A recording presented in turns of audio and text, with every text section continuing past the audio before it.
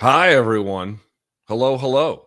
It is the 16th of March, 2023. This is episode 152 of my live chat. I hope you're doing well. Hi, my name is Luke Thomas. I'm the host of this program. You might know me from Showtime or CBS Sports, but this is my personal YouTube channel. We go for about an hour with free questions. If you'd like to get in a paid one, certainly you are under no obligation to do so, but if you'd like to, we'll get to those at the end. On the docket today, obviously UFC 286 is in about 48 hours, actually a little less than if you count the prelim card, given that it's in England. That's on the table. We can talk about leftovers from the last weekend, really anything that's on your mind. So best place, of course, to do that is going to be youtube.com/Luke Thomas in the community thread that I put up a day in advance. You guys fill it up. You guys like the questions, and then we get to them therein. Yeah? All right. So we'll do that, and we'll have a good time. And without further ado, let's get this party started, shall we?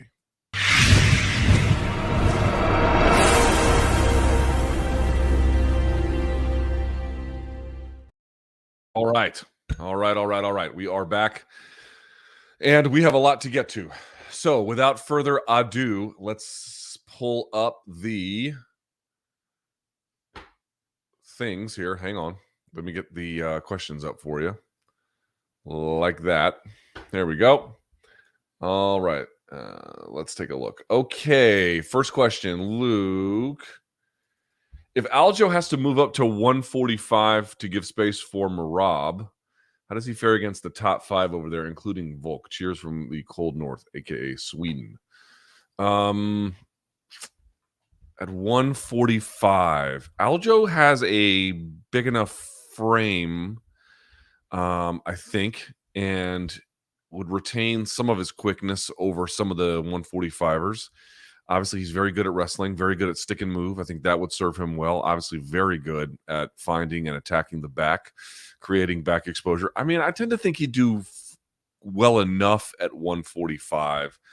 I don't think he'd win a title at 145. And I think anyone in that 145 top five, given the way you're asking it, like the Arnold Allens, the Max Holloways, potentially even the Brian Ortegas as well, would give him some problems. I don't think that's a great...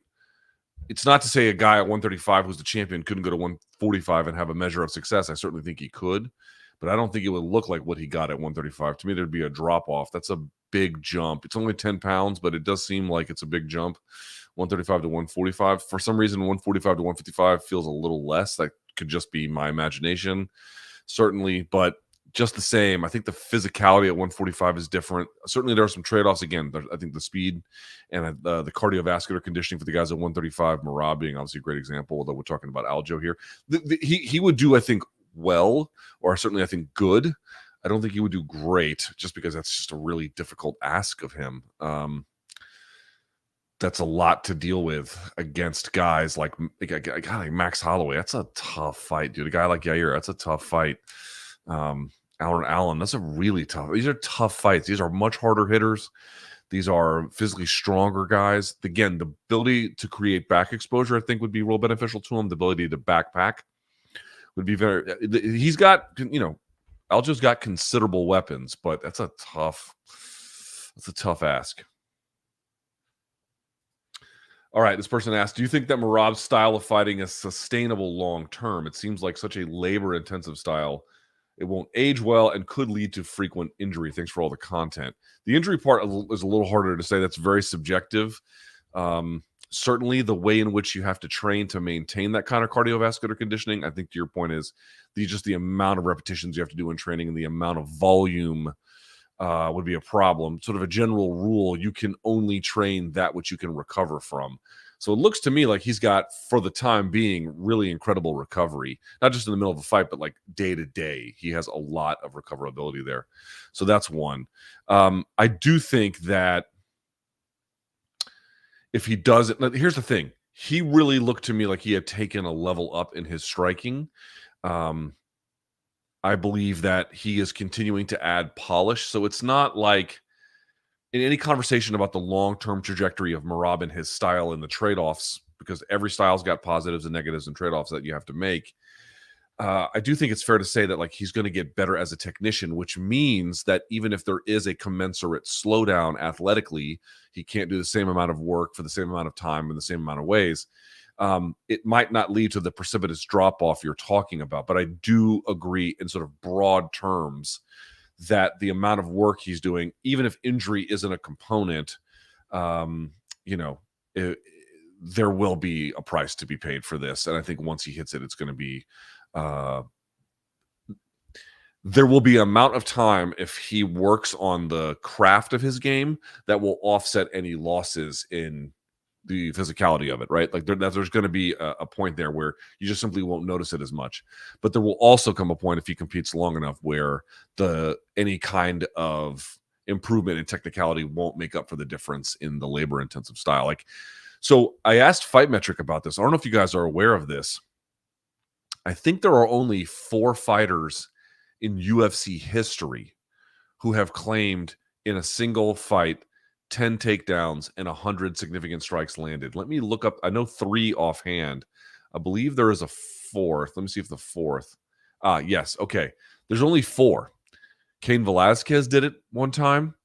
Kamaru Usman did it, I believe, to Rafael dos Anjos, right? In the same fight, 10 takedowns, 100 significant strikes landed. Colby Covington did it to Robbie Lawler in their fight. And then Merab did it to Yan. Those are the only 4. Those are the only 4. And all 4 of those guys known for insane, for their respective divisions, insane cardio. I don't think Merab has to keep necessarily that level of output in order to have some success, provided, again, that he's meaningfully working on the refinement in his game. But so be a little bit cautious about, once he declines athletically, it all falls apart. It can be offset a little bit, but yes, there will come a part where he can simply no longer offset that if there isn't a requisite level of improvement technically. And even then, of course, there's a limit. All right. Let me pull this up. Next one. ¿Qué onda, Luke? Do you recommend the deadlift? A lot of people love it and a lot of people hate it. Yeah, people shouldn't hate it.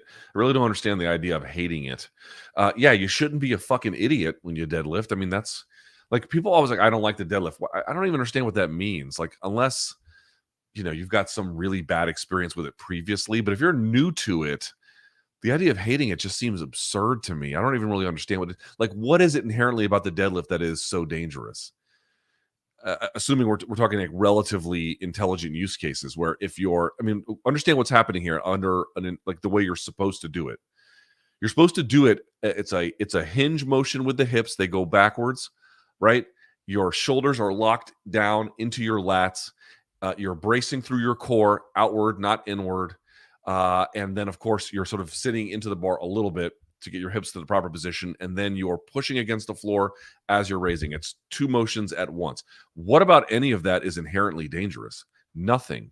It gets dangerous when folks don't know how to brace, when they load the bar up too much, when they just rip the bar off the ground like a fucking idiot and there's no tension in their back. They haven't locked their lats. Like, yeah, if you do it like an idiot, bad things will happen.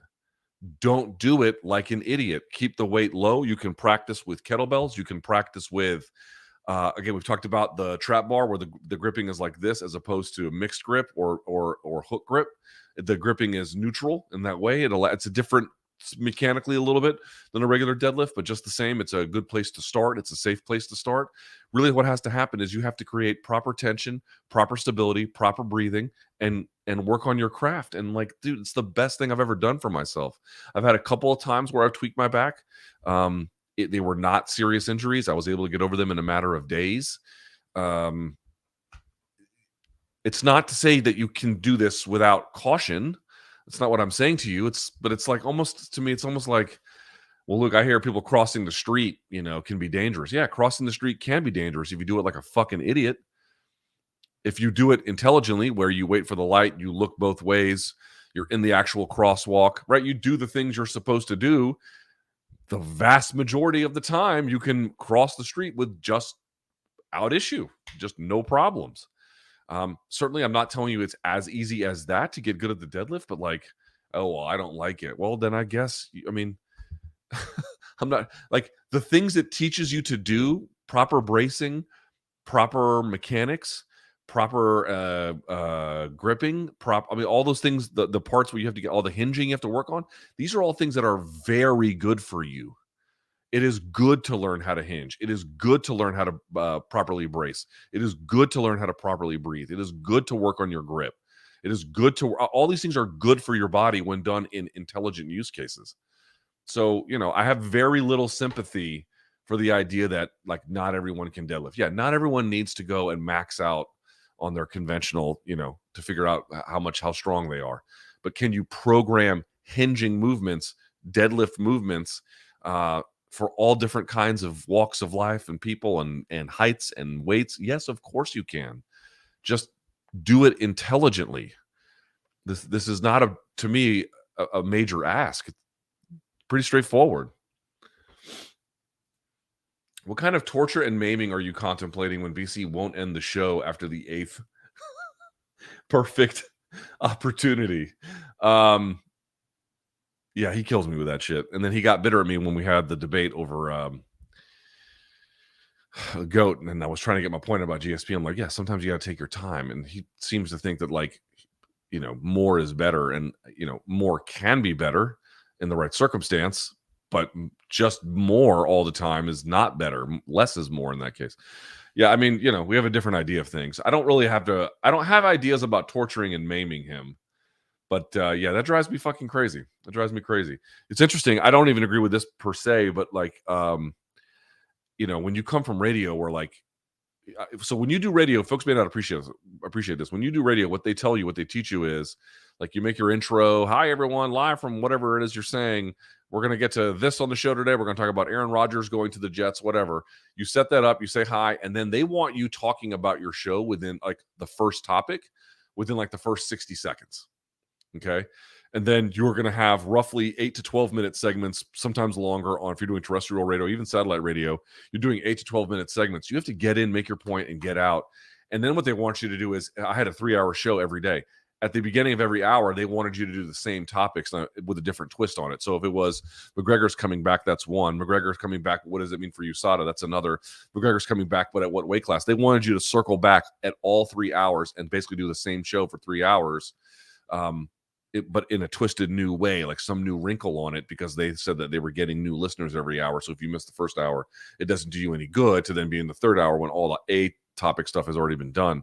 The point I'm trying to make here is they were very, very hard-nosed about getting right to the action, getting out of it right on time, revisiting it, but only in a new way. Like there was real hard parameters about getting in and out and how you were going to do it. And to me, that's been a valuable experience. I think if you haven't had that, you have less pressure on you to act that way. And certainly we're not doing radio, it's podcasting, and that's meaningfully different. But I think some of those lessons about getting in, getting out, I would like to start the show quicker. We just don't, and that's on me too, by the way. All right. Luke, any advice for a 43-year-old amateur kickboxer going to fight in April? I've been told by my family that I am too old. You are probably too old. Here's my rule on this. Like if it's an amateur fight, make sure you're just doing it in a state that's got a reasonable amount of oversight for their amateur programs. Not every state does amateur regulation all that well. A lot of them, what they do is just call it amateur, and then the promoter doesn't have to pay, and the rules are not much different than they are for amateur, or there's just no blood testing or anything like that. You're just fighting whoever the fuck they put in front of you. This person could have full-blown, I mean, I'm being dramatic, but this person could have full-blown name your communicable disease, and you would have no way of knowing about it, including some deadly, serious pathogens, if that was the thing you were concerned about, or who knows what the fuck they got in their blood system. There's just simply no testing about it. They may keep all the rules the same. Instead of some states make you wear shin guards, they make you wear the rounds are shorter, or whatever. There's fewer rounds you can have. They accommodate in a more interesting way. There's more oversight up front. They have better referees. That's another one too. Like, to me, what promotion is it with? What state is it in? And how much direct amateur tailoring do they do relative to what they do on the pro side? So I always tell folks here in the DC area, don't fucking fight here. Virginia, if you have to. Maryland, on the pro side is fine. I don't know about their amateur scene, but I always recommend everyone to go to Jersey. Go to Jersey. They have a much better amateur oversight there than they are ever going to have anywhere else. In fact, Virginia has amateur oversight, but it's relatively new. It's only happened in the last pre-pandemic, but just before, I think pre-pandemic. It's only been, I mean, I can tell you for long stretches of my MMA career, they just, you know, same rules as whatever, or whatever the promotion decides, and let it rip, and that's who it was. With no real accountability for who the referee was. Dude, I went to an amateur show in Virginia. I think I've told you guys this before, where the ref in the fight was training partners with one of the guys in the fight, and the guy who was the referee's training partner was getting his ass kicked, and the referee didn't stop. I mean, on all fours, taking punches, not moving, head down, just sitting there for like 30 seconds, taking uninterrupted shots. The guy was standing over him, just beating him like a drum. And the ref is sitting here looking at him like, hey, do something. Like, oh my fucking God, we were screaming on the broadcast to stop the fight. Yeah, you don't want to compete in a state like that. To say nothing of the fact that you're 43. However, at 43, if it's a one-off or a couple off, there's some decent regulation. They're making you wear it's a kickboxing fight. They're making you wear regulation. They're making you wear some kind of gear, maybe headgear, maybe bigger gloves or shin pads, some kind of way to distinguish it from the professional side that makes it a little bit easier, a little bit more palatable, less intense, a little bit safer. I think that's probably okay. But at 43, bro, you should not be fighting all that much. Your time is up. Your window is either closed or is closing. And you should recognize that fact. All right. I'm going to skip one here. Good question. I haven't thought much about this one. Luke, how much do you think Kamaru's bad knees are going to affect the outcome of the fight at the weekend? Rewatching Usman's previous fights, I noticed how much he relies on upper body strength to impose his game plan and how weak his legs appear in many positions. John Danaher talks about the importance of using your legs against your opponent. If the insight is accurate, how do you think Leon's game plan could benefit by taking advantage of this? I'm a little less convinced by this analysis. I'm not saying it's wrong, but I'll tell you why I'm less convinced. I'm not sure about what you're talking. Excuse me. I'm not entirely sure about what part Danaher is referring to. But I've seen Danaher talk about using your legs. When I have seen that, he's referring to a very different context. When I have seen John Danaher talk about it, what he means is if you're going to use like submission grappling in particular, you need to have the ability to wrestle with your legs. But what he means by that is often, not exclusively, but often guard. And from your back, being able to press into guys, lift them, use your legs as an anchor to spin underneath for like reverse Della Hiva, or even for just regular Della Hiva or X or K guard or all these new guards and shit. It's the ability to use your legs in a meaningful way from your back or some other kind of more jiu-jitsu related position where you can wrestle with your legs, you can entangle with them, they are almost as nimble in that sense as your arms are. A lot of people, especially big guys like me, they're very good at top pressure, top control. They can use their legs for drive and or picking up or heavy singular plane motion, but they don't have the capacity to really wrestle with them. Maybe he's talking about something different in a different passage I have not heard, but to the extent I've heard John Danaher, talk about wrestling with his legs, it has been more in the sort of guard jiu-jitsu context. Secondly, well, I do recognize that Kamaru does have some not merely noticeable problems, but he's been somewhat honest about them. I think it's why he does a lot of swimming, because it's not as hard on his knees, right? A lot of guys do that. Kamaru's hardly alone, although he might have a more pronounced need. But even then, I have seen him use his legs to wrestle from a wrestling context. What do I mean by that? So, for example, in the Emil Weber-Mech fight, he was able to, it's spelled Meek, but it's pronounced Mech. He was able to like watch him get on top, and then he threads his legs through to prevent any kind of stand-up for Mech. Now, he didn't do that as much with Leon in the second fight. I don't know how much of that was intentional. That could be part of it. So there's a question of like, what kind of game plan was he looking for? Did he want the one he had in the Mech fight? Did he change it up? If he changed it up because he no longer can use his legs in that way, yes, that would be majorly impactful. If you don't have the ability to thread your legs through by virtue of some kind of knee difficulty, either mobility or pain, often the two can be related, then that is a problem. That is a real problem. that could be one of those situations that you're talking about. But just to be clear, it's not. It's again hard to say. Just we don't really have a clear sense of the extent of the injury, and what Danaher is talking about, from my experience, is something slightly different. Someone's asking about like thoughts on Bigfoot Silva teasing PowerSlap. Yeah, I mean, all-time terrible idea, you know. Are you going to watch any NCAA wrestling this weekend? Probably not. Probably not. I used to watch every bit of it. You know, I've told you guys the story a million times. I kind of soured on NCAA wrestling. They don't care about growing that product at all. Like at all. They don't. The people. Actually, I don't know who's in charge now. But when I was trying to give them coverage, they were keenly uninterested in the idea that they had to give coverage to anyone who wasn't somebody who worked for a local newspaper in Des Moines, Iowa. They thought that was the bee's knees and that those people should be the most important people on press row. And I tried to get SB Nation, actually, one of the few times SB Nation actually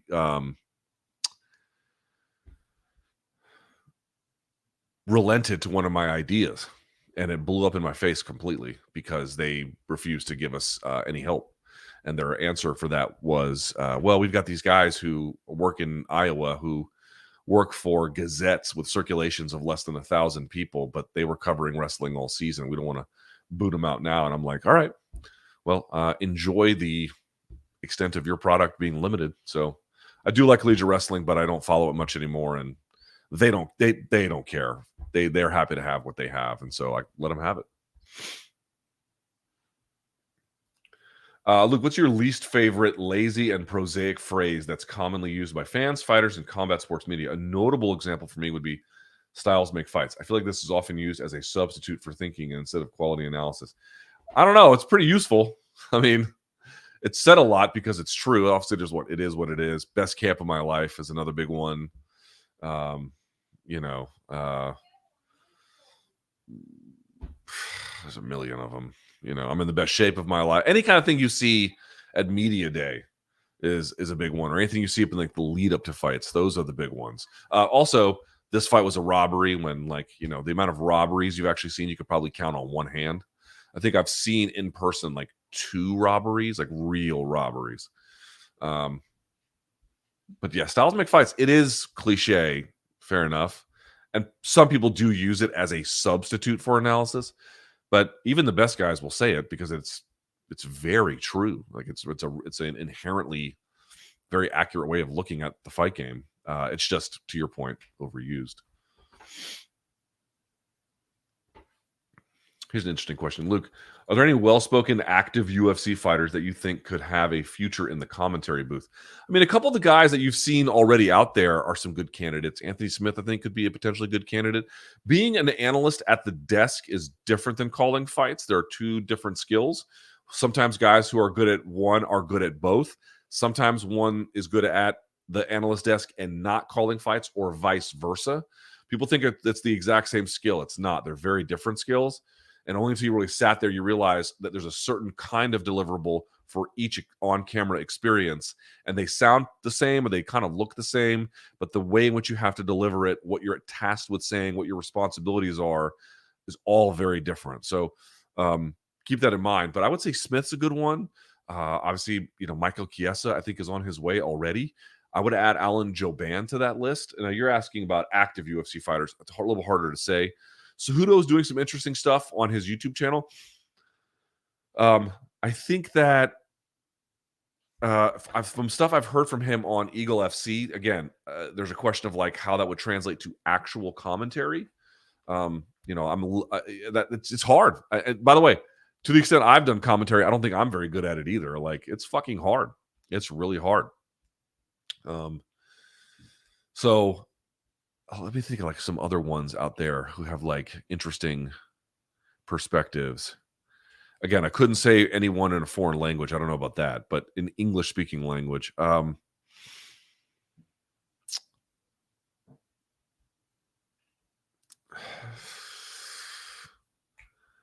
some guys are really good at breaking down fights, but I don't know if they've got, like, here's the part too, right? You got to be good at breaking down fights. You got to be good at delivery. Chael's got some of that obviously as well. But like Izzy's like real good. But Izzy, in terms of breaking down fights and what he sees, like I've learned so much just from talking to him. But at the same time, he's got a certain flair for the dramatic that's not quite corporate, and I don't know how that would go. So like you got to find a real interesting lane where you have to be corporate enough to be palatable to a wider audience. You got to know your stuff. You have to know exactly what the deliverable is at the moment you have to give it and why that's important and what role you serve. Those are all really hard to do. It takes time. So the guys you've seen up there, Aljo would be the one, but he's not active that I would add to that list. I think Aljo's got a really interesting and potentially bright future in that regard. We'll see.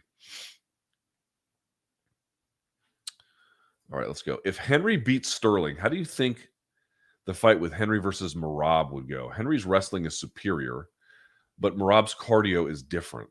That's certainly true. Thanks for the content. BC is the best. He certainly can be. If Henry beats Sterling, how do you think the fight with Henry versus how does he beat Sterling? Not saying he doesn't, but like you're asking if he beats him in what way? What does he have to show in that fight that gives you either more or less confidence about how we do against Merab? I mean, on a basic rule set, dude, Merab is just like, he just flattens the division. Not in a literal sense, but like his style is built for everyone.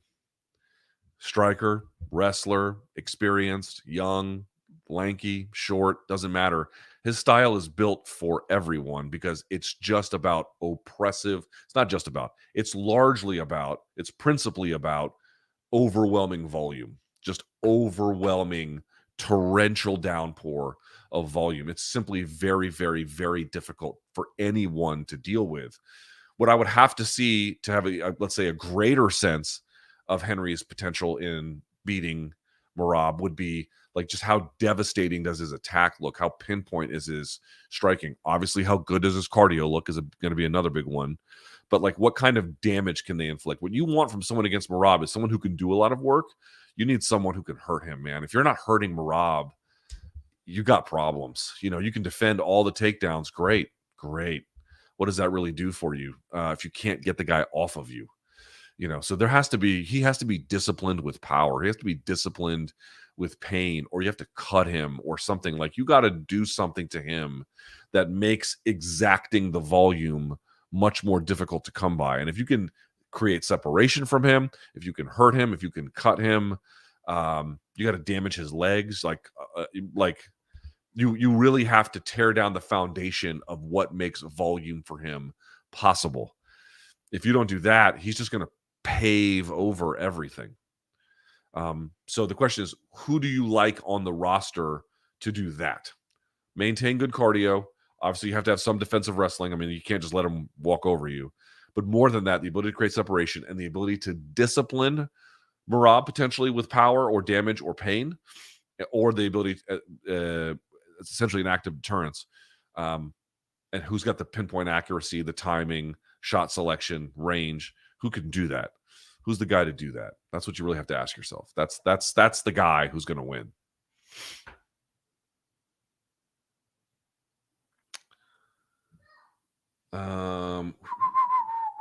Do you feel like Leon is overlooking Usman? I definitely don't. I think he's confident, but why shouldn't he be? Why shouldn't he be confident? Right? Oh, there's Tooki. She's home from school. All right, y'all want to see her? She's crying. I can't even do this. Hold on. Come here, little one. What you crying for? What you crying for, huh? You're sad? What you sad for? You're sick? I don't want to play. You don't want to play? Are you hungry? No? I don't want to. Okay, calm down. It's okay. You're going to be okay. It's going to be okay. Well, listen, Daddy's doing his show right now, okay? So I got to finish my show. But how about after my show, you and I go to the park? You want to play? Yeah? Yeah? Yeah. Do you want to get some pizza? I don't want pizza. Okay, we don't have to get it. But I got to finish this, okay? So let me finish this, okay? And I'll come out and play, okay? All right, you want to say hi to everybody? Say hi. Hi. What's your name? What's your name? I don't know. No, what's your name? So that's your first name. Violeta. Okay. Hey, te amo mucho, okay? All right? So let me finish this, and we'll go to the park and play, okay? All right. Te amo. I don't want to play with you, Rod. Okay, you don't have to. It's okay. It's okay. Why don't you go do something else, okay? I'll be back in a few. All right? All right. I want to play by myself. Okay, you can. You can. Go ahead. All right? Oh, no. Okay. I don't want to play with you. Okay, mi amor, you don't have to, but I got to finish this work, okay? You can't play. Okay. All right. That's every day. All right. Okay, here we go. Luke, do you know the extent that fighters implement plyometric training in their strength and conditioning programs? Seems like a good idea to me, at least as plyometrics can enhance elastic reactive strength and athletic ability. It has quicker recovery time compared to lifting weights. It certainly can be. I would also say it depends on how you lift weights, but this is a better question for a fitness trainer. That's a little bit beyond my pay grade. It's a good question. I just don't have a great answer for you. Okay, here we go. Francis said on the MMA Hour, that he was in Saudi Arabia recently. Not to say that Francis was scared or whatever narrative Dana has been trying to push, but given that Saudi Arabia has a long history of leaders and organizations' reputations far worse than simply mistreating fighters or not paying a fair wage, isn't it a bit hypocritical of Francis to leave the UFC claiming unfair treatment and then rub, I think is what you mean, rub elbows to people who are potentially even worse than Dana? Let me see if I understand this question. So is the question that, okay, I sort of see what you're getting at, which is, hey, you can say Dana's a bad guy, but if you're taking money from, let's say, people associated with the Kingdom of Saudi Arabia, which is known for vast human rights abuses and so on, right? The blockade in Yemen, which of course the U.S. is also complicit in, but okay, fine, that there are bad guys. Even worse people he'd be taking money from. Isn't that hypocritical? To an extent, sure. Right, to an extent, and certainly just a sort of a basic question about who you want to accept money from. There is that, but that's really not exactly. There's a criticism to be made of Francis if he gets any fighter. You just saw Jake Paul there. All these guys just want the oil money, and it's a lot of money, and I get it. But and again, I've sort of made peace with the idea that like they're going to be involved in some capacity. But to your point, it's not to say that there wouldn't be criticisms of any fighter, Francis included, for doing business there. Fair enough. Fine. We can have that debate. I think it's a fair one. It's a separate one from saying, as a fighter, what can I gain? What am I reasonably entitled to? What are fighters owed by fight promotions? And if he was able to go to Saudi Arabia and kind of I won't say short circuit, but shortcut the system to get a bunch of that, granted from potentially very dubious people, that wouldn't, it's not exactly a one-to-one sort of level of hypocrisy. In fact, if he's able to get a bunch of money, in some ways it would just sort of disprove some of what Dana is saying. I get the idea that there's a certain level of unsavoriness of it, but it's not exactly a direct level of hypocrisy in terms of advocating for your best, advocating for the most amount of self-interest, whatever that means, or your particular value set. In this particular case, treating fighters fairly. It's not a direct contradiction in that sense. It's not to say it's morally like awesome behavior. It's not the same thing. But Francis's arguments about Dana are, as like a person, seem a little bit secondary, right? He kind of hints at the idea that Dana may not be a great person or something, but it's principally about the contract negotiations, what he wants and what kind of levels of protection, what he thinks he's entitled to, and who's going to reasonably be able to deliver that. It's slightly separate from that. It's a good question, but it's a separate issue, I think, or mostly separate issue. Okay, thoughts on Vera versus or Sandhagen versus Vera. I feel like if Sandhagen has really reformed his defense, that he should be able to win that fight. Well, you know what you're up against with Cheeto. Cheeto is the king of the 5-rounders, right? Starts slow and then just kind of builds over time. And by those championship rounds, he's really putting it on you. To your point, let me look up Sandhagen's. Actually, no, we can look that up very easily.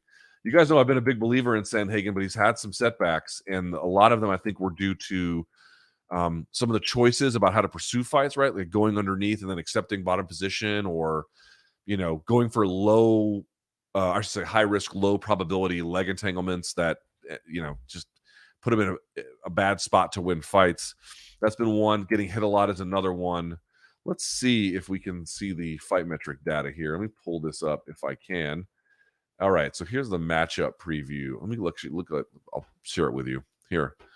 Let me blow it up too, so we can. It doesn't move much. All right. Oh, now it's not going at all. Okay, hold on. Let's move this around. Hang on just a second here. Okay, now I got it. All right, take a look. So his overall number is 6.51 strikes landed per minute right here. Very high. That's high. Strikes absorbed per minute, 4.21. High, but obviously has a positive differential, so that's great. Takedown accuracy, 20%. I don't think that really matters. It's not a big part. Takedown defense, 63%. That needs to be higher. That's a big problem. If we look up the matchup preview itself between Chito and Corey. So let's see. Chito. This is so deceiving. He has a negative differential, but he's got one of the best chins and durability factors in the entire sport, much less the bantamweight division. And he comes on, obviously, as a dominating force later in fights, which these statistics don't really do a great job of speaking to. To me, it's going to be, you're right. I think if there's not been a requisite level of development in Sandhagen's game as it relates to defense, as it relates to some of the other considerations that I and others, I'm sure his coaches are aware of this. I'm sure Corey's a bright guy. I'm sure he's aware of a lot of this too. Without that, I think Chito might be able to pour it on late in a really sort of damaging way. It's going to be up to Corey to start strong, which he can do, not against Aljo, but certainly he can do that. And it's going to be up to him to implement a game plan to slow down or minimize what Chito does in those later rounds, which could be through takedowns if he can get them. We just saw his takedown rate. I'm saying wasn't that great. Didn't matter. Maybe it does a little bit more.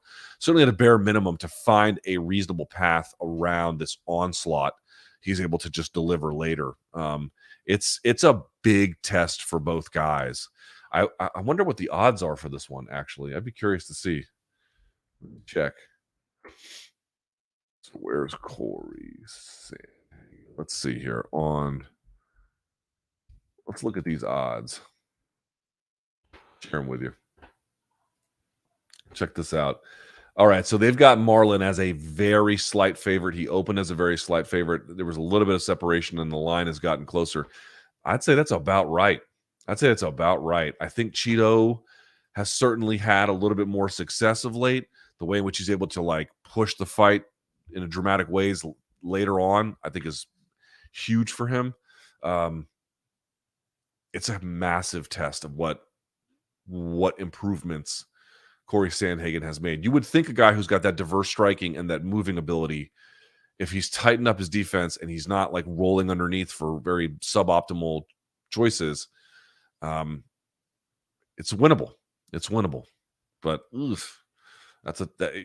guy who fought Dillashaw, I don't know if he'll win, but beyond that, he might be able to.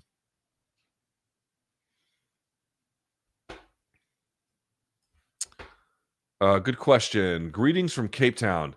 Given the importance of wrestling as a base, do you see a future where top wrestling coaches / schools branch out internationally? Happy to see some of the South African athletes like DDP, Cameron Simon, and Don Madge doing well, but feel their success can be elevated if they can have excellent wrestling game from the start of their careers. Would like to see more wrestling programs in countries like ours to really enhance the talents that we are producing. You're already seeing some of this in two directions.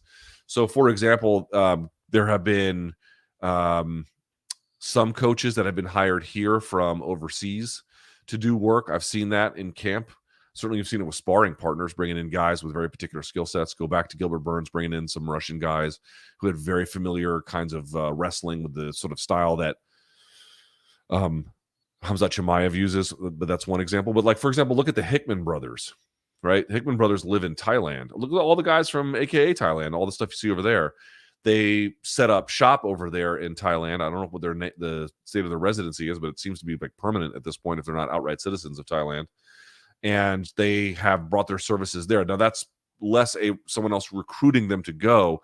I'm just pointing out, I think as South American MMA develops, So one of two things could happen that you see in other places. One, they might be able to hire a coach from somewhere else, another country, and then bring them over, and that can raise the development, and that can have pronounced long-term effects.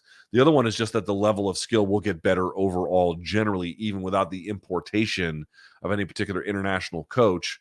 And that itself will assuage some of these concerns. You will begin to see some of that. But like in England, too, like England was one of these places where 15 years ago, you had to fly here to get the training, or you had to bring American coaches over there. And now you really don't have to. Now there's enough good MMA wrestling coaches to get that done. South Africa is just further behind in that same process. But presumably, and England's obviously, a combat sports hotbed in ways that South Africa is not. But at least not yet. But it's got a potential for those kinds of things. Just gonna have to wait. But yes, like they could hire coaches who, and I don't know what the rules are with South Africa in terms of residency. Like all these countries, especially post-COVID. Well, I guess most of the COVID stuff's been dropped, but still, like it's easy to get like a permanent residency for like 2 years. For example, in Colombia, super easy to get that. It can be a lot harder in places like the United States. It can be a lot harder in places like Brazil. It can be just harder to do stuff like that, Oh, here's a good one.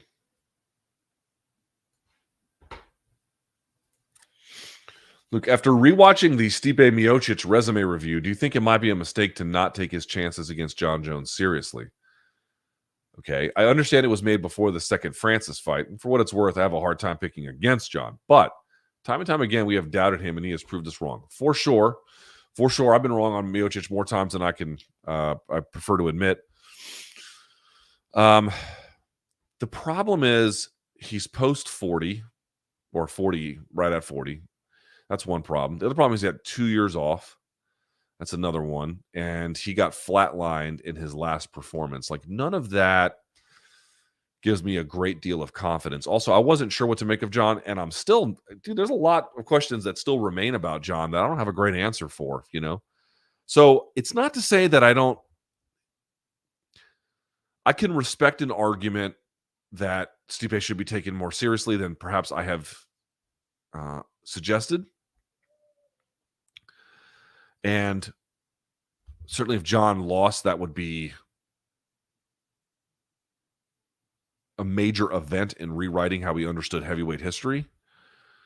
It's just that I don't really, in my heart of hearts, believe he can actually win. I think he can make it competitive, and I think he can make it interesting. I just have a hard time believing he could win outright. That's just a personal bias in this particular case. And so I just don't have as much interest in the fight. If you have a different belief about it and therefore your interest is higher, fair enough. Here is my... They haven't even made the fight yet. Let's say they make it for International Fight Week in July. Here's my official, as of March 16th, 2023 prediction. My feeling is that there are some ways Stipe could make it interesting, but ultimately, John, do I really believe that he could finish John? I don't. And do I really believe he could take 3 rounds from John? I'm skeptical. And as a result, the fight just doesn't mean much. I say it doesn't mean much, but it could mean quite a bit. It just doesn't do much for me personally. I'm not very excited about it. I'm not very excited about John Jones in general, but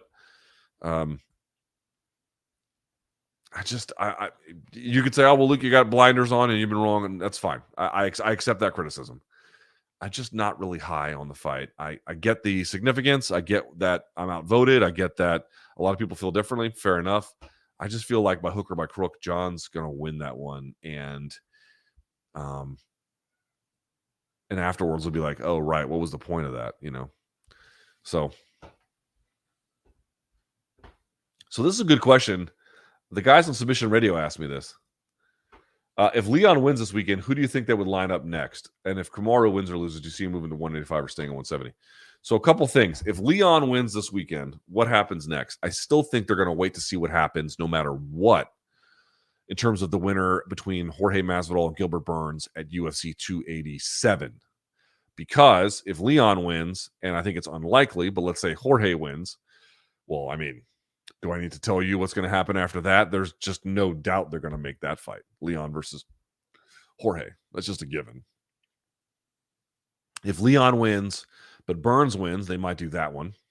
Like Colby to me is just not, dude, Colby is just not relevant right now. And that's not to say he couldn't be relevant instantly. He could take a big fight against Hamzat if he wins that, fine. But like, as I speak to you today, he hasn't fought in however long. He doesn't do any media. I don't even know if he's updating his social media. I don't follow him, but I don't see a lot of people like sharing it. They used to share it. I'm like, oh, I hate Colby so much. I don't even see that anymore. And he's got to do something. Like he has to go out there and fight somebody. It just seems like the division's gonna pass him by if it hasn't already. So to me, that's not really relevant. Bilal's an interesting figure, but I think they might want to give it to Burns over Bilal if they had a choice. And then you have Shavkat kind of hanging back, and I think he's a bit of a dark horse candidate. I don't think that they would give it to him. But I think if Kamaru wins, they will probably do Bilal because that would be the only fresh matchup, unless Gilbert looks amazing or something and they have to give it to him. If Kamaru wins and Jorge wins, I don't see any way they do that fight again. We already saw it twice, and, you know, what is there left to say at that point? So let's just see what happens at UFC 287. The Masvidal Burns factor there weighs heavily on number one contender status, depending on the outcome. So 286, 287, not that it's a four-man tourney, but it feels like those are the four most relevant permutations that either way they're going to go with afterwards, right? Well, the various ways in which you can pair them together. You asked the second part, if Kamaru wins or loses, do you see him move up to 185 or 170? I think if Kamaru gets finished, he might retire. He'll be 36 in 2 months. That would be two devastating losses back-to-back. Maybe he doesn't retire. Maybe he ekes out a few more, but he'd probably go to 185, especially now that Stylebender's not the champ. Of course, let's also see what happens at 287 for that, because they're going to have Stylebender go right back at it with Alex. So it's a lot of different ways this could all go. Also, like, the matchmaking model at UFC is... it's unpredictable and it isn't. Like, it's in the sense that it's not predictable. It's like, well, what are the biggest fights that they can make? They're just going to go with that one. On the other hand, like, there just seems to be a lot of, how do I say this?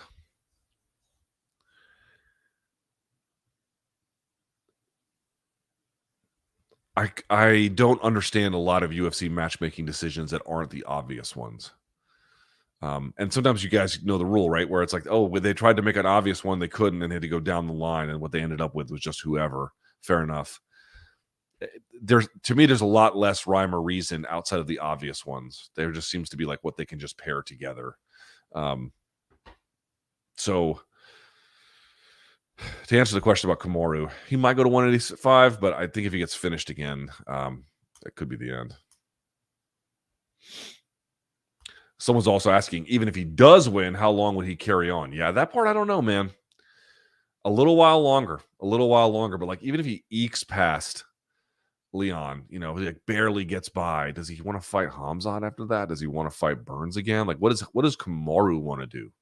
That really is sort of unclear to me. Like, I don't know if anyone at Media Day asked him, like, what is the path forward? You're like, what's this next chapter in your career look like, assuming you get a win on Saturday? We don't have any clear answers to that. And at 36, man, time is very much not on his side. I'm going to put this nasal spray in my nose because I can't breathe. Sorry.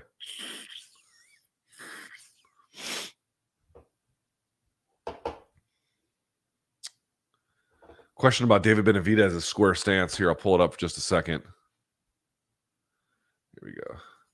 How do you think David Benavidez's square stance, plotting forward movement, and willingness to trade will work for or against him in the Plant fight? It's an interesting question, man. This Plant fight, I cannot fucking wait for this fight. This fight is so good, so interesting. Plant is a slickster. He can stick and move. He gets out of the way. He's an evader. Strong defensively, great footwork, great energy through the full 12. He's a handful. David Benavidez will often just walk forward, often square, and loves to throw in square stances. It's kind of strange that he does that, but he's got great hand speed. He's got big power. David Benavidez did an open workout, and they were asking him, what are you going to do about Plant's movement? And he had an interesting answer, which was, you're right. He's like, okay, let's say it's true. He's moving around everything. He's like, dude, eventually I'm going to catch up with him. Eventually I'm going to pin him against the ropes. And eventually I'm going to go after him. Kind of sort of just like telling you what the game plan is, although we kind of knew. But how's he going to deal when he's forced to fight in front of me? It will be interesting to see to what extent, not just the forward pressure of Benavidez, but his ring generalship and how he cuts off the exits. That's going to be absolutely huge for him, because if he can't do that, he's going to be in trouble. He's a square target, quite literally, often, a lot. He'll start in staggered and then move into a square stance, and he gets hit for it.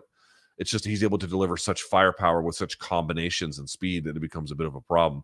So it really, really, really, really is going to be dependent on his ability to corner and trap Plant.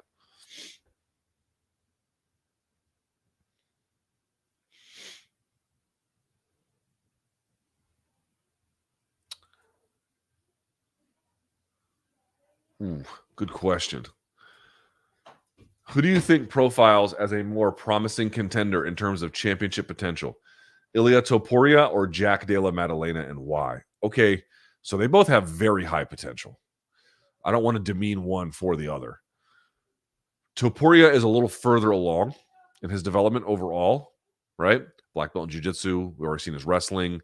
Like, he, at his age, I think they're roughly approximate in age. I think Della Maddalena maybe slightly older. Maybe they're roughly equivalent, 26, 27. But Topuria is a little further along, but Della Maddalena has a certain level of poise that you can scale. Remember, the big knock to me on Topuria is he gets hit a little bit more than I'm comfortable with, and B, really doesn't have, I think, for the next level of opponents he's going to be facing, the appropriate level of resource management. Like, just everything is fucking hard-nosed, and that's great against the guys he's been fighting. But when you get to the very top of that division, like, that's just not going to work great on guys who have good defense, who you don't hit. You're going to tire yourself out. It's tiring hitting nothing but air. People think it's not. Like, it's very tiring to throw punches and miss. It is exhausting. It can be over time if you do it enough.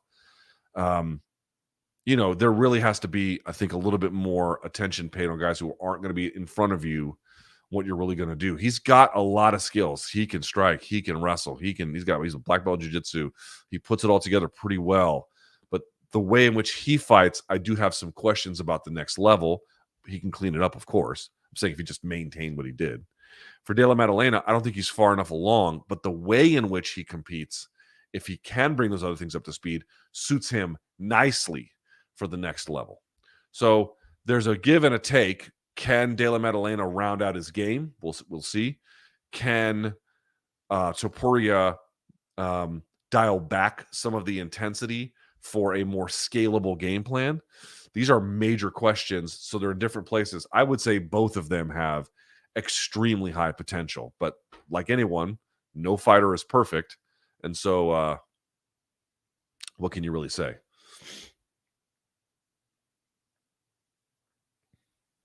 How come we don't see fighters targeting his knees, Usman's knees? Probably because they don't want their kicks caught if they can avoid it. I think I don't have a great answer. I'm not sure. I don't really know. I think partly they don't want the kicks caught. I think that's a big one. But beyond that, I'm not too sure.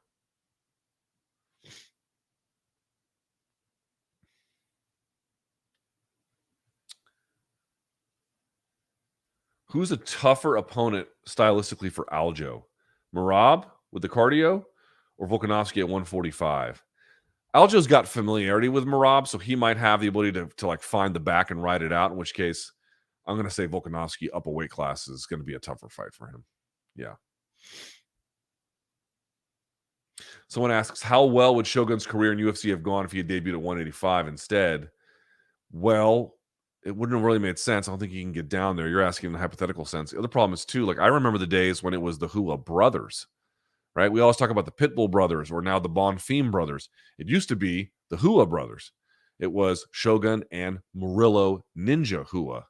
He was the 185er. So they already competed in different divisions. Like, how would a guy, if you could just like shrink Shogun down in in some kind of theoretical way, yeah, he would have done really well at 185. He had a style built for it. He would have been a champion at 185 in his time. Like, I mean, through Anderson Silva, there's some obviously major questions there, but I think over time he would have captured a weight class title for sure.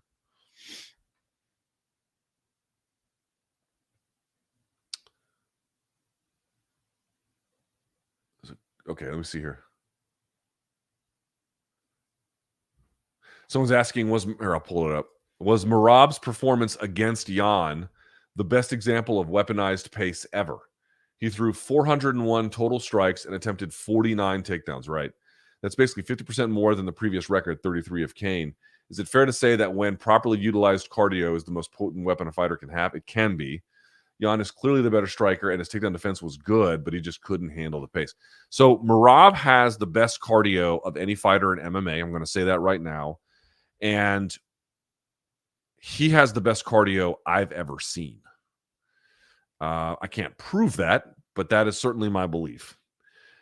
The level of output he has with the lack of drop-off in intensity, or like look at his technique in the first round and look at his technique in the fifth. There's not much difference. Usually a guy's technique suffers and then they resort to either a different kind of takedown or more brute strength, or you can see that there is a compromising, right? Like, here's something that's true in wrestling and in boxing. Your wrestling and your boxing is fundamentally only as good as your stance in all positions, or your back. For example, in wrestling, your back alignment. Like, once that gets compromised, or your back, I should say shape, once it gets compromised, your capacity to do that thing diminishes greatly. I mean, how good is your boxing if you're not even in a proper boxing stance? Not very good, right? How good is your wrestling if your back is all bent over and your head is not up? Like, it's not good. It's bad. Look at his technique in the fifth versus the first. There's no drop off in technique. It's shocking. It's shocking to see someone like that.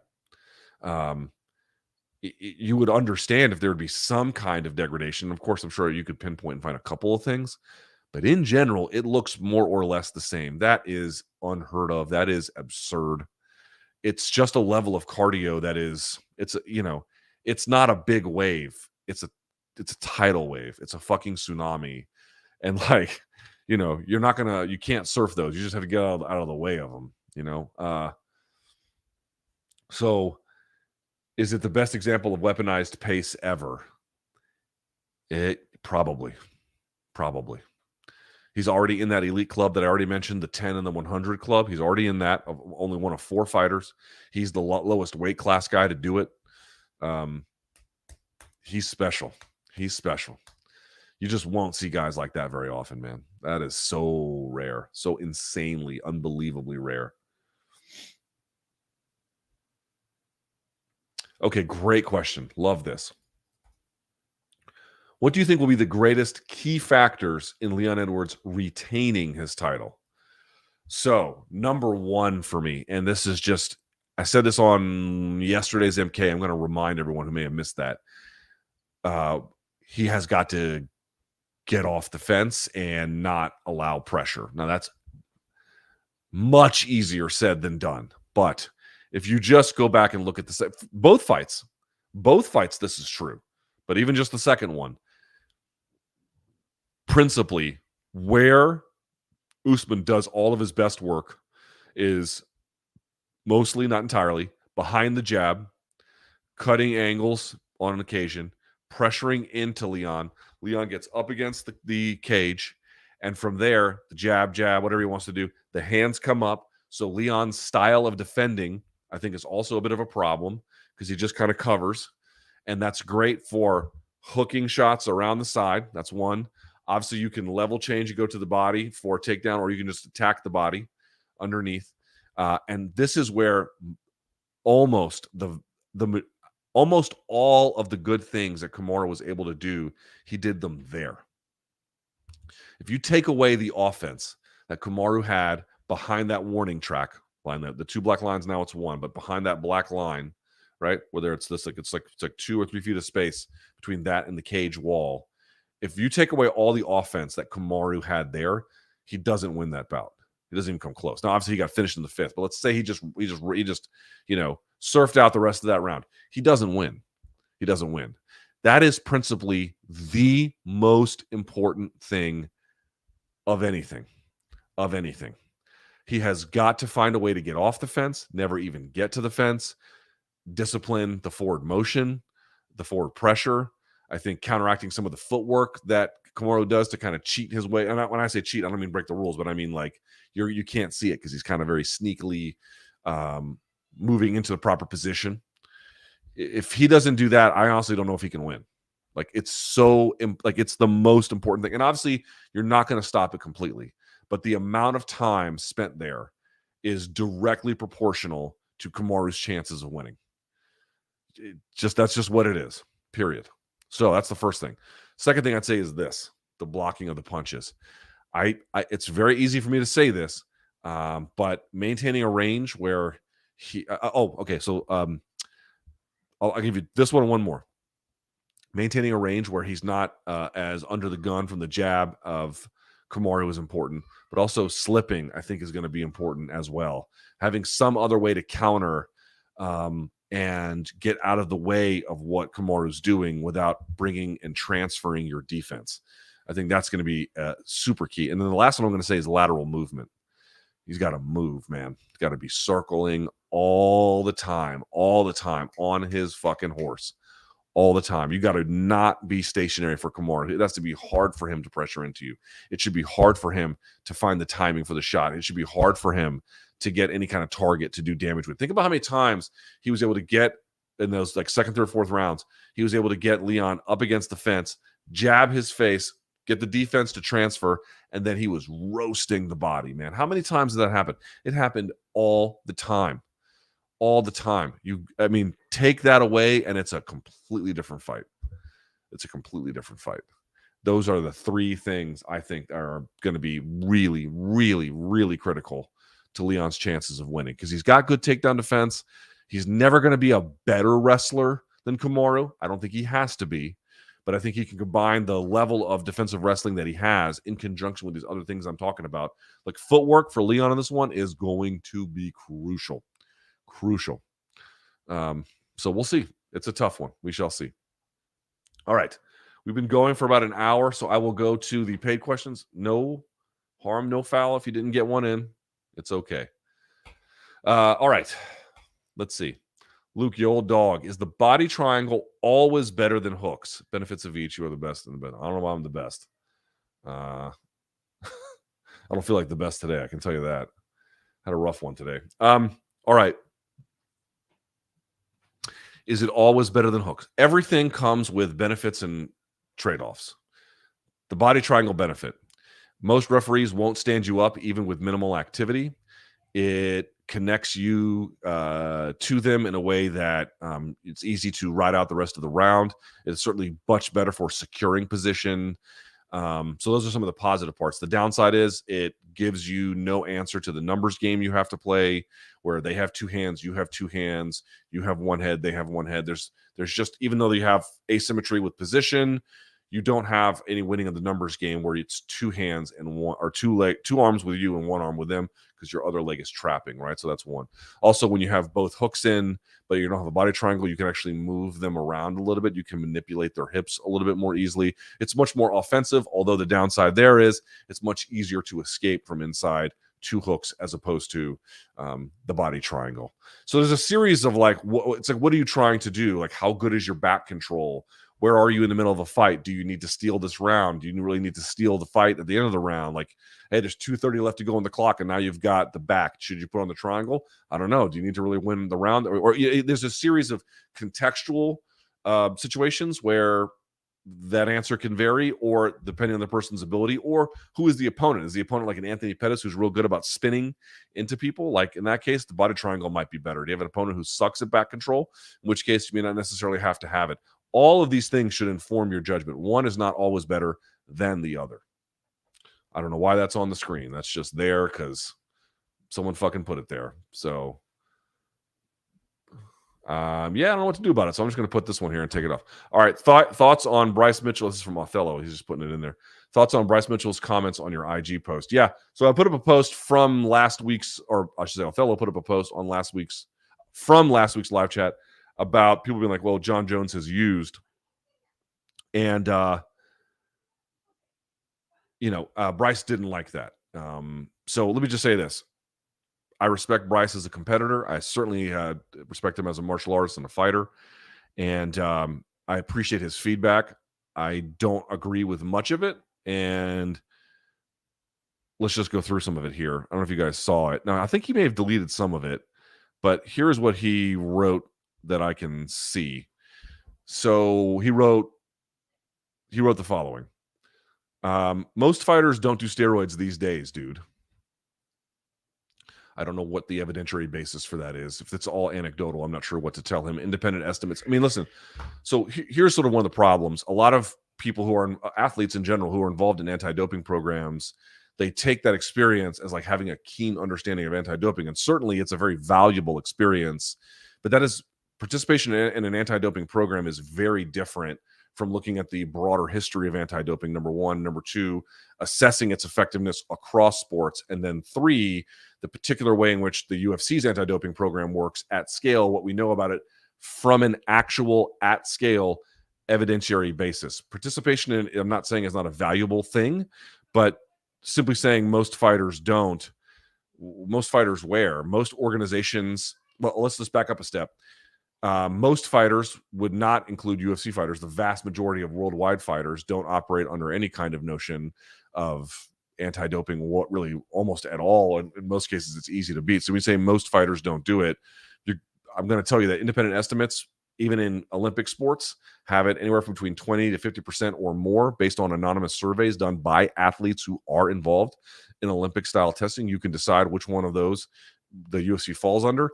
A lot of folks like to tell me about more plates, more dates, and Derek, who I respect a lot, and I take his judgment and his erudition on the matter quite seriously. But he has also, he believes that John Jones has used, which is fine. I don't really want to challenge that. But he has also noted that it's not really all that difficult to get around what USADA does, or really any anti-doping program, especially the way in which USADA has constructed theirs with the UFC. He has gone into great detail about it. So I'm really not sure what to say. He's like, most fighters don't do steroids these days. I would very much challenge that notion. He definitely did. He says about John, it's not a conspiracy. Okay, fair enough. He got caught twice with estrogen blockers. No, he got caught one time with two of them, clomiphene and letrozole. And he challenged it with an independent arbitrator who sided with him, saying that where he got it from, he was able to give them evidence for it. The gas station dick pill, this is the famous one, and the arbiter in his case ruled that there was a strong evidentiary basis by which to say that his explanation for why he was caught, or why it ended up in his system anyway, was there. Now, you can like that fact, or anyone, you can like that fact or you can hate that fact. I understand it, but that's the arbitrator agreeing with the evidentiary weight that his case was able to provide. More to the point, when he had the Turinabol system, or in his system, he tried the same thing, which was, here's all the things I'm taking, let's find it. And it turns out he could not provide evidence that it was a contaminated case of supplementation, whereas he was in the first case. The arbitrator agreed with his assessment of things, and the evidentiary case is, in that particular circumstance, reasonably strong, at least by the arbiter's opinion. I want to point out something here that's really important. There is a degree to which you are allowed to believe whatever you are allowed to believe anecdotally, with evidence the world gives you, and whatever else. There is a very different threshold for what you can prove.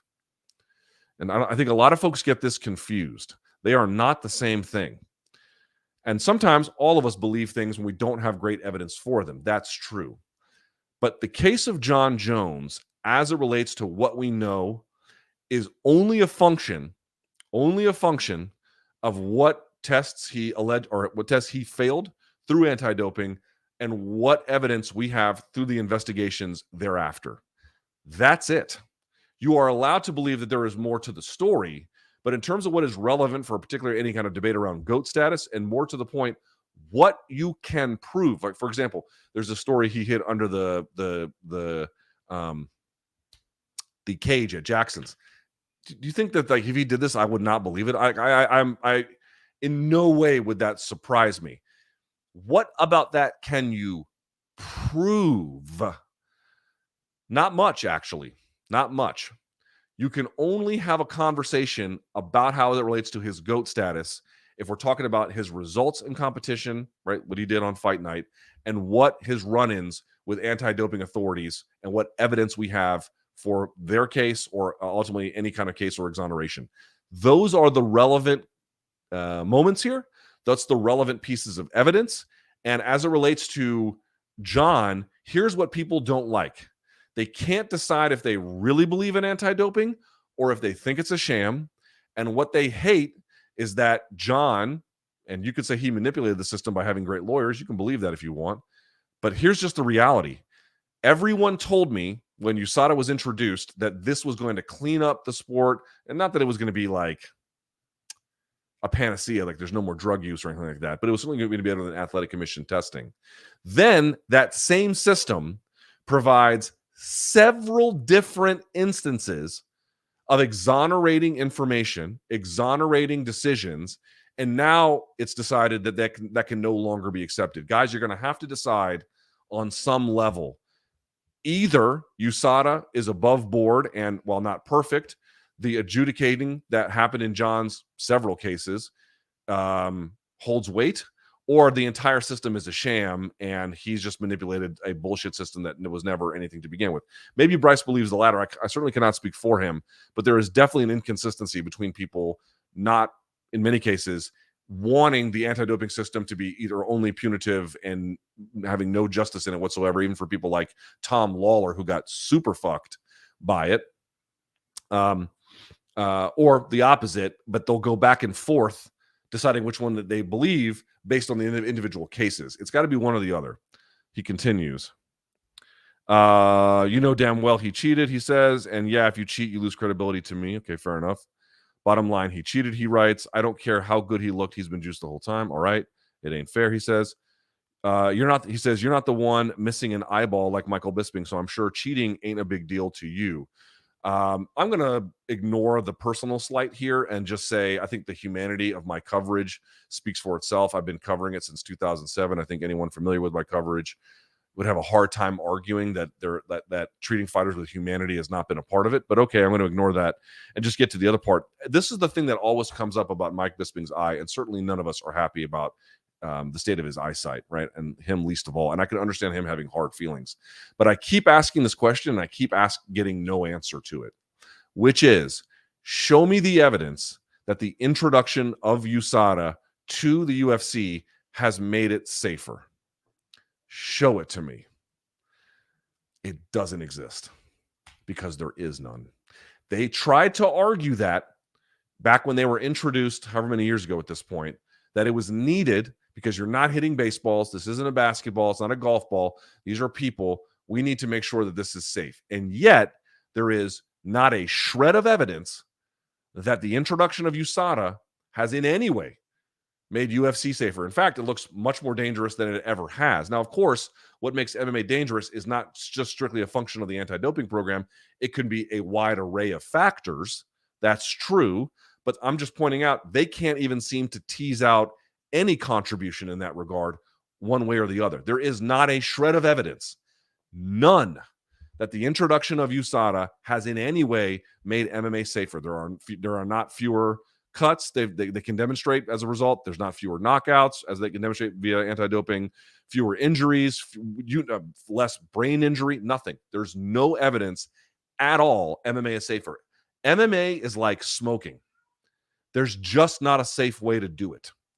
You can smoke less or you can smoke more, but you can't really make it safer. There's not really a good way to do that. There are some things, of course, health and safety protocols do matter, but at the end of the day, obviously the reasoning is that there's only so much that can actually be done when you're fist fighting another grown, talented professional athlete. Like there's only so much you can do. And there is zero evidence that USADA has made it safer. In fact, I think if it did make it safer, people would be complaining because it would actually make MMA less interesting. Different argument, but I just want to point that out. So every time everyone brings up the Michael Bisping incident, it's like, well, where are all the other incidents that allegedly before USADA being here, it was a function of like these injuries would not happen but for steroids. And certainly I understand the complaint that Mike has in his case, and I greatly understand it. The argument is not that anti-doping makes MMA safer. It's that it balances the equation between competitors in any individual context. And that's all you need. That's all you need to say. Hey, it makes it fairer in theory for these two guys to fight than not. Fine. Make that argument. I don't disagree with that argument. But at scale, there is not a shred of fucking evidence whatsoever anti-doping makes it safer. Period. End of fucking story. Doesn't exist. It's just not a good argument.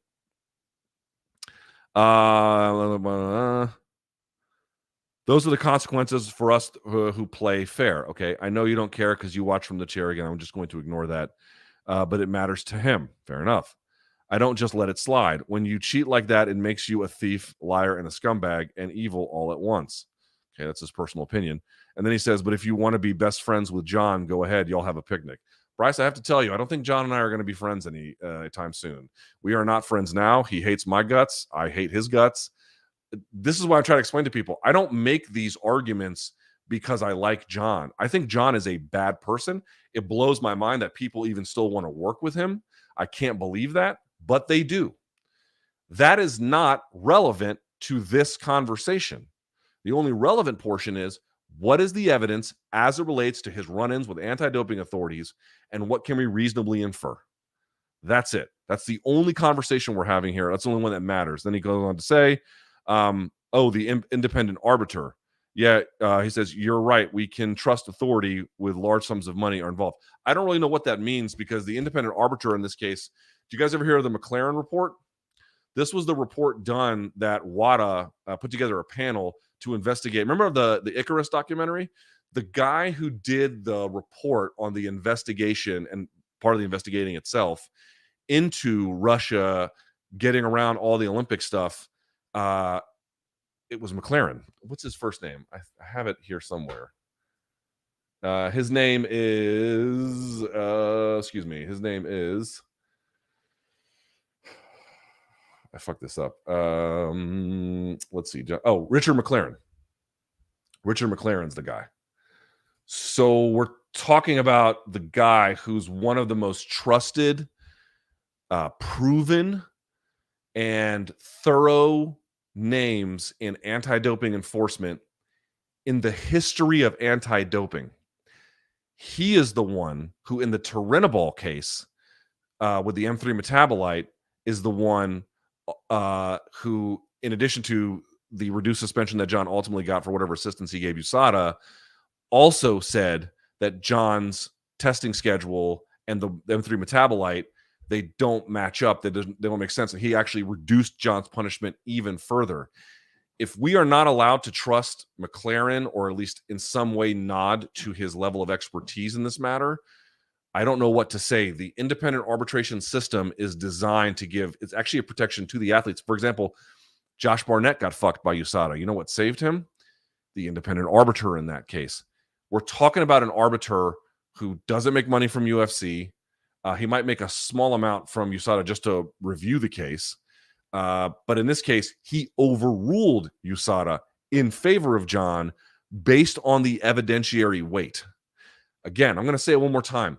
People out there are allowed to like these facts, or they are allowed to not like these facts. But they are facts.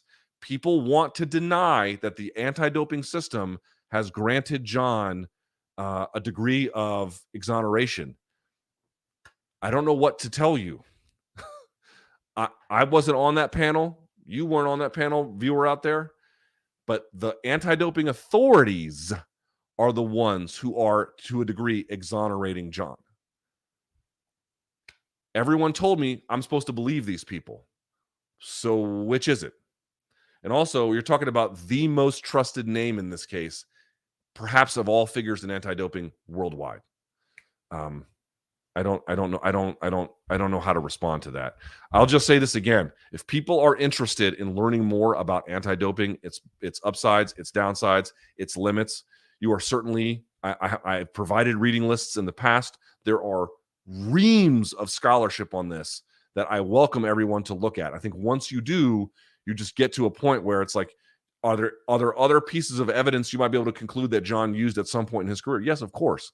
Of course. Again, going back to Derek from More Plates, More Dates. Yes, of course. Of course you can. We're not examining that. We are examining as it relates to competition. And of course, he's tested out of it. I don't mean in just that sense, but as it relates to his competitive life and his run-ins with anti-doping authorities, it's not to say his record is squeaky clean, but the level of vitriol hurled at him and the level of certainty people have, it does not match the facts by the investigative bodies who looked into this, whose sole job is to do this, and from what I am told by everyone else out there, do it better than any other entity in all of global sport. And of course, you go back to the it's not just the M3 metabolite situation. You go back to the thing that John tested positive for in 2017 and 2018, where they had to move everything around for him.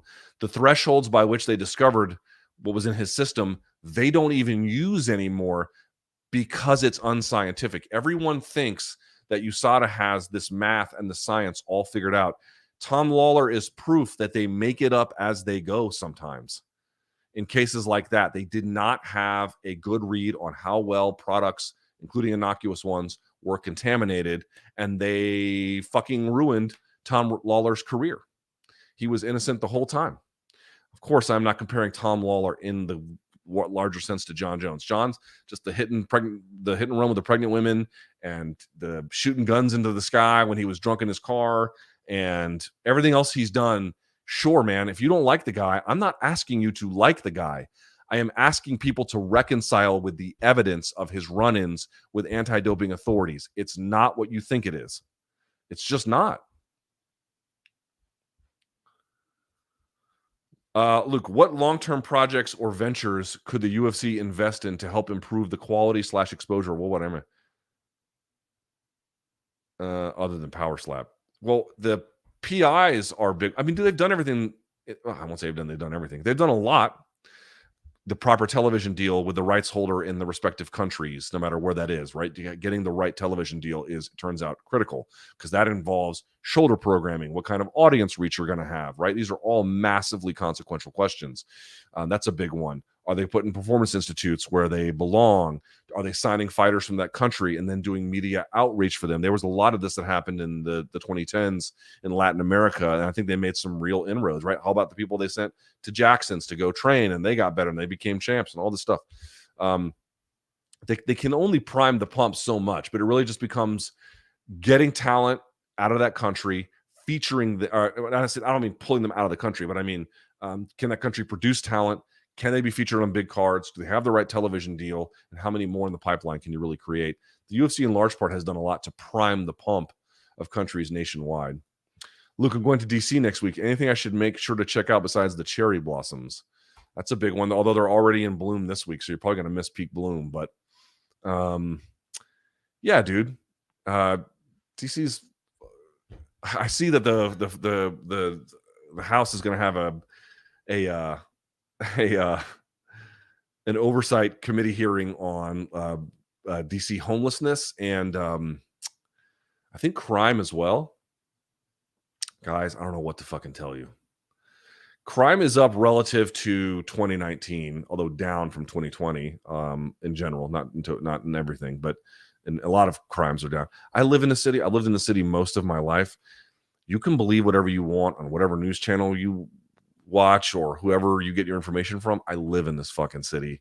And yes, of course, like any major city, you have to take safety concerns seriously, but so much of this debate, I cannot overstate to you, is just made up bullshit.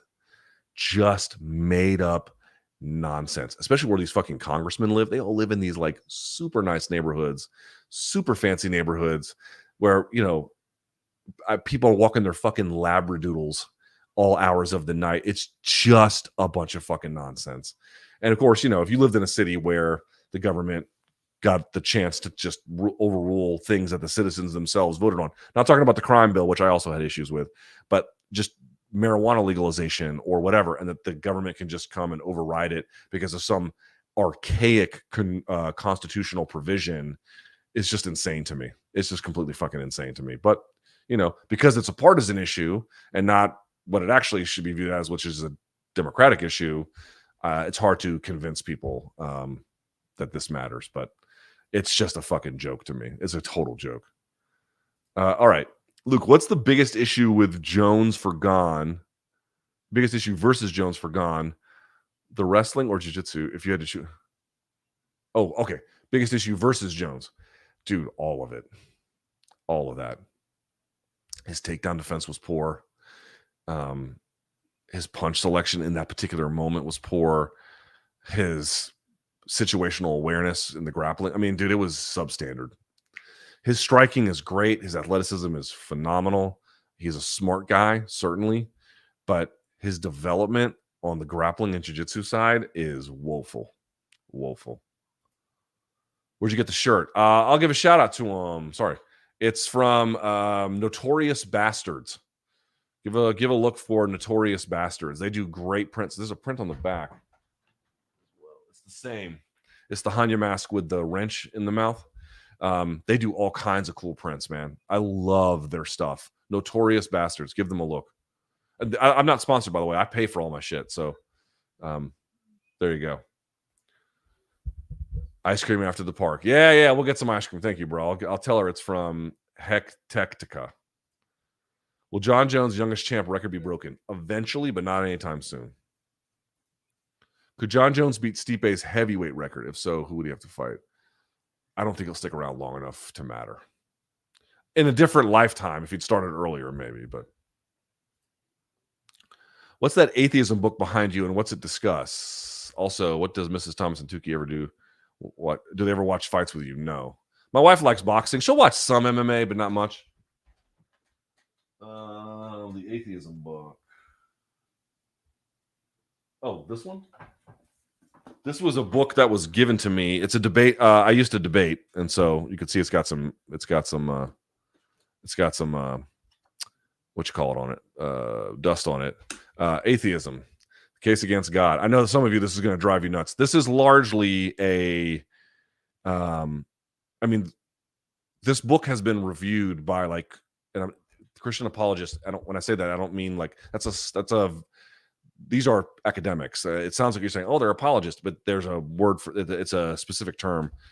There are some Christian apologists who have reviewed this book. It's mostly, this is not a book you would read to convince yourself or to get convinced that there's no God necessarily. This is a book that was given to me that was for a debating purposes about very specific claims, ontological claims, epistemological claims that are very specific to debating the case for atheism.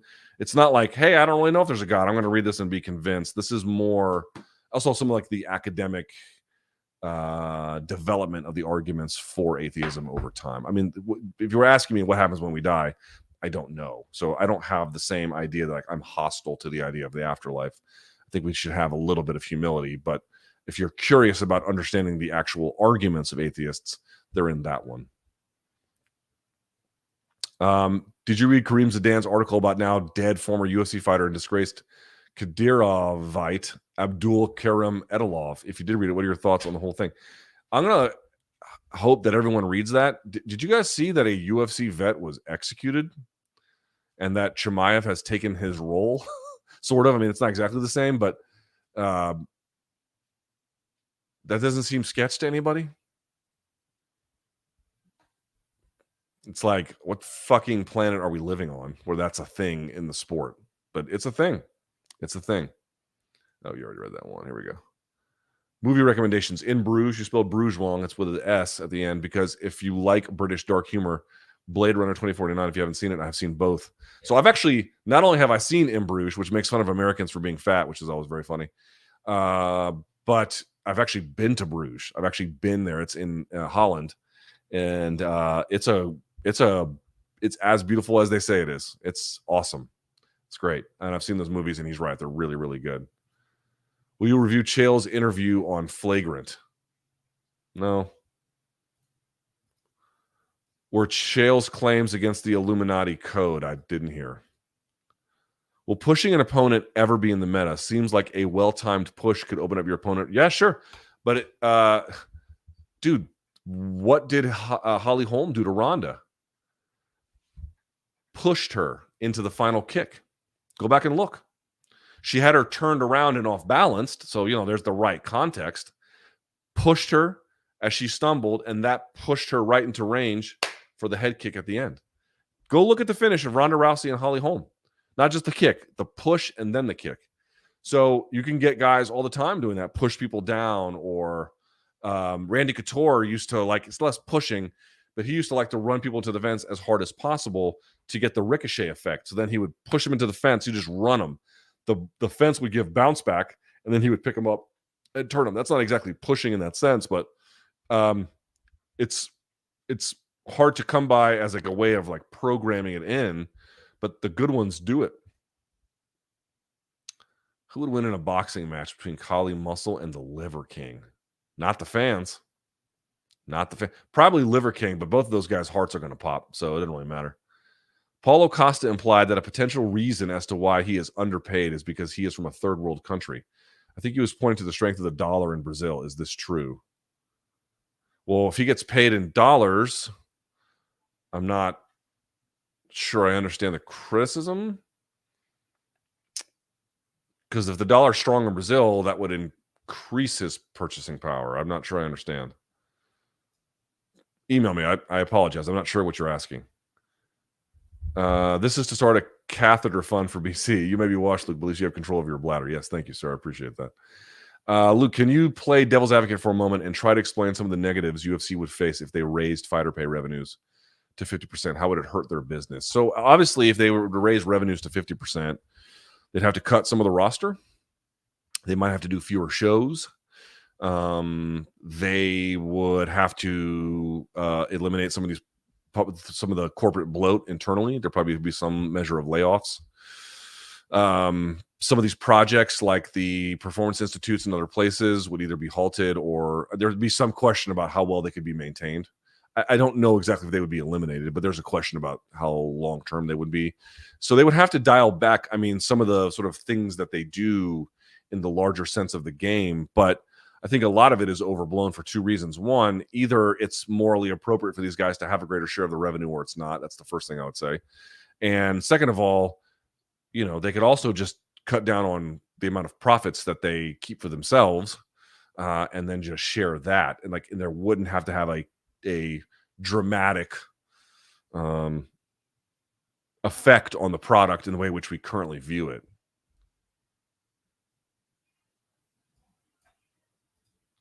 If UMBC were a tag team in wrestling, what would your team be called? The Washed Dads? Finisher would be called the Lukewarm. It's not bad. Thoughts on Usman's racist comments towards Dricus du Plessis, claiming he isn't a real African because of the color of his skin? Yeah. Imagine if Paddy Pimblett or Aspinall were to say that about Leon or Jimmy. The media would be, yeah.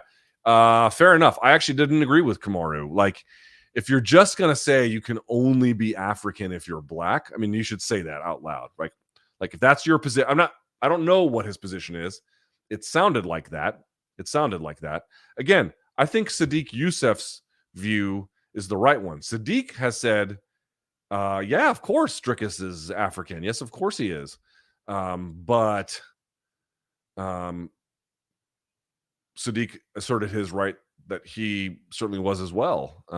It's also just a weird claim, I'm African. I've talked about it before. North Africa is not like sub-Saharan Africa, and then certainly South Africa is a lot different than the vast majority of Africa. It's weird to claim a continent, I suppose. I don't know. I have to think about that. You just don't see Americans being I'm the real North American guy. It's I guess you might see some out of South America, but not even then. You don't really hear it. It all seems very nation or people specific, Latinos or for Spanish speaking Latin America or Brazilians as a nation.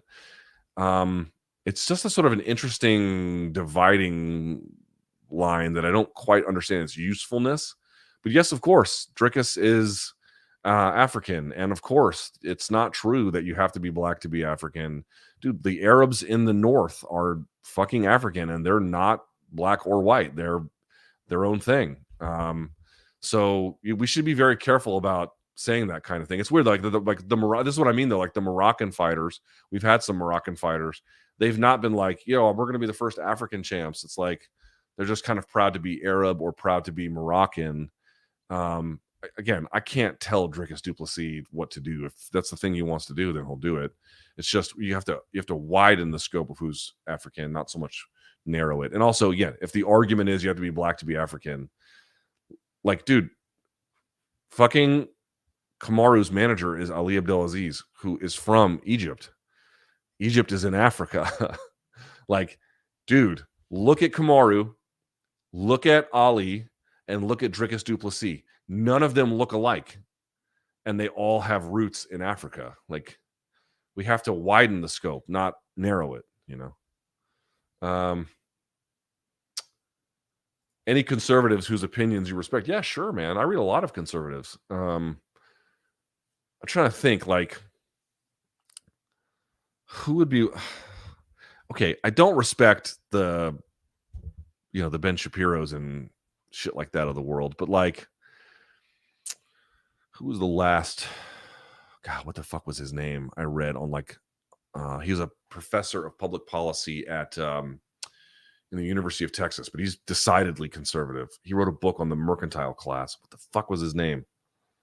I forgot it. I like Charles Cook. I disagree with him all the time, but I like him. Even guys who you might associate with, like, far left, but, like, they seem much more cozy with the right these days. I disagree with a lot of these guys, but I really respect Glenn Greenwald. Even though I know a lot of people have issues with him. I respect Russell Brand. I respect trying to think of, like, some of the guys that I really like. I read Ben Domenech. I read who's like another really good one that I read pretty consistently all the time. I'm trying to think of, like, somebody who I don't, and by the way, there's, like, a bunch of conservatives I don't like in ways that I think the new right would not like as well. Like, I don't like Bill Kristol. Like, neocons, don't like neocons at all. And they seem to be more aligned with the left these days than they ever did with the right, or with the right today anyway. So I try to diversify the reading as much as I can. I'm sure that there's blind spots. I try to I realize that, like, the people who I commonly listen to do not have a purchase on the truth. I mean, you have to accept that, right? And it goes in any direction. Like, you have to be aware that, like, there's going to be a shitload of blind spots you're going to get just reading whatever sounds satisfactory to you and your existing worldview. You know, that's a real bad idea. So, trying to think of the last. Oh, who's the Oh, I'll tell you what. I like Cigar and Jetty from Breaking Points. I like him. Yeah, there's a few. There's a few. I do my best to give those, and to the extent that the right is moving in a direction towards a more populist right now, I think some of that is not real. I think DeSantis uses the state to oppress his enemies, so I don't think that's real. Josh Hawley I don't take as a genuine populist, so I don't think that's real. And a lot of the guys in the right who talk about big tech censorship in the end actually just take money from big tech. But to the extent that there are people on the right who are concerned about big tech and monopoly, I very much value their contributions to the conversation. By the way, how about the war in Ukraine? It seems like there's mostly people expressing skepticism comes from, like, the Matt Gaetzes of the world. I respect that. I think he's a dirtbag, but I respect that. I respect that he is doing that much more so than, you know, the people who are just aligned with whatever NATO wants to do. Yeah, sure. Thank you, James. I appreciate it. And then last, oh no, we got a couple more. Have you read Dark Money? Not yet. Fantastic book. I like you a lot, man. I feel the pain of losing a parent at a young age. Yeah, man. It's a shitty club to be in. And then last but not least, Bigfoot Silva teasing a PowerSlap debut. I mean, perhaps there is a benefit to the state. I'll say this. If the state commission, in whatever state this ends up being in, refuses to give him a license, that would be some value to having the state oversee it. I don't think that's still a reason why the state should be overseeing it, but that at least provides some benefit. But dude, like, to go from MMA to, like, you know, like, you're just falling through, like, the professional ranks, and then you take so many losses that you have to just take whatever fights you can, like Russia and shit. there's just no oversight. And then that turns into like BKFC or, just bare knuckle. I'm not even going to call BKFC out.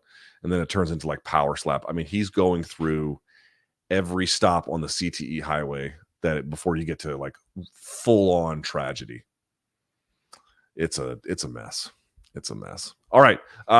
Thank you guys so much for watching. I appreciate it. This podcast will be up tonight as it customarily is. We'll get the thumbnail changed in a couple of hours. Email me, lukethomasnews@gmail.com if you have any questions. Appreciate you tuning in. There will be a post-fight show for UFC 286. I'm just not going to host it on Saturday. I'm going to be hanging out with Othello, having a good time. All right? Thank you guys so much for watching, and until next time, stay frosty. Yeah?